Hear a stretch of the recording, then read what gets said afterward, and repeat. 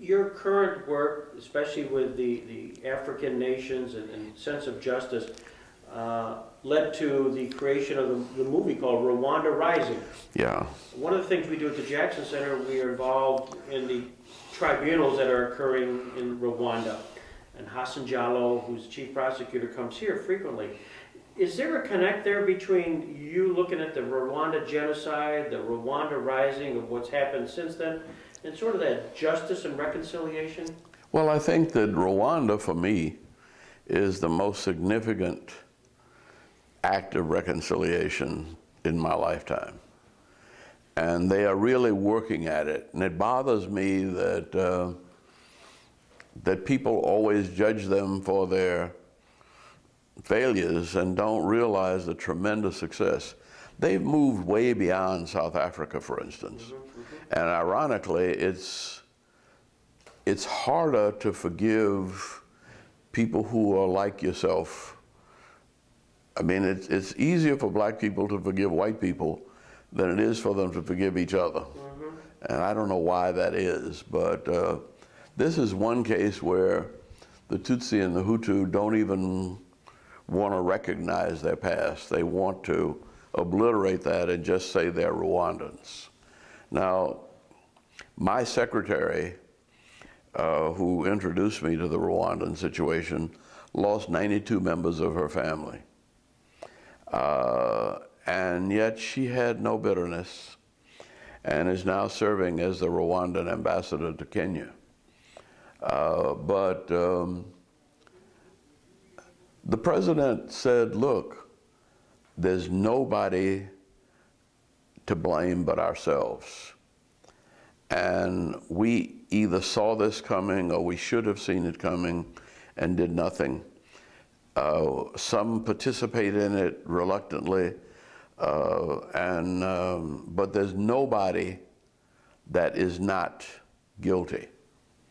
And so there's nobody to condemn anybody else.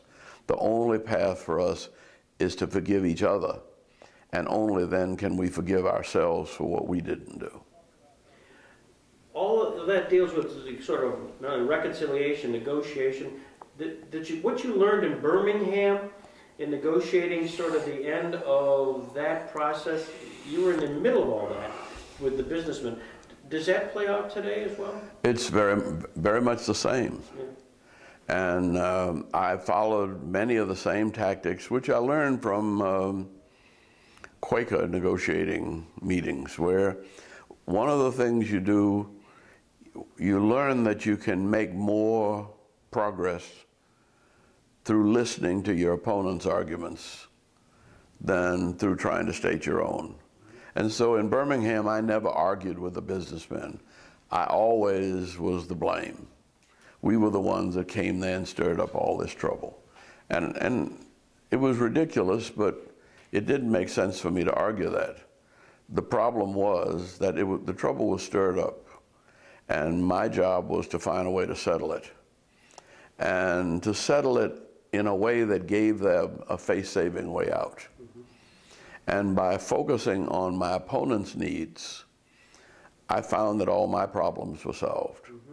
And we found the same thing true in Panama with Picard and the Panama Canal, with my efforts with Southern Africa, with Zimbabwe and Namibia. I never argued with the South Africans. I said, look, this is the problem. Either we deal with it without violence and take some nonviolent risks, or we do nothing and you have a bloodbath somewhere down the road. I think it's better for us to see if we can work out some resolution of this conflict. But it's up to you to want to do that. Were you surprised that you were able to get resolution in Birmingham? No, I wasn't. Really? I mean, I knew the South. I was born in New Orleans, as I said, at an Irish grocery store on one corner, an Italian bar on the other, and the Nazi Party was on the third corner. And so I had to hear people hailing Hitler before I went to kindergarten. And my parents explained to me that white supremacy was a sickness. And you don't get angry with sick people, you try to help them. Now, some people will say that that was naive with the Nazis, but it was naive once Hitler became Hitler. It was not naive when Germany was dealing with hyperinflation. We could have headed that off 20 years before it happened. We couldn't do it once the invasion started. Thank you very much. Traveling through Sierra Leone and talked to all of the people. And they certainly felt a sense of closure after the trial was completed. And in that sense, there was a sense of closure in Ethiopia when they got rid of Mengistu.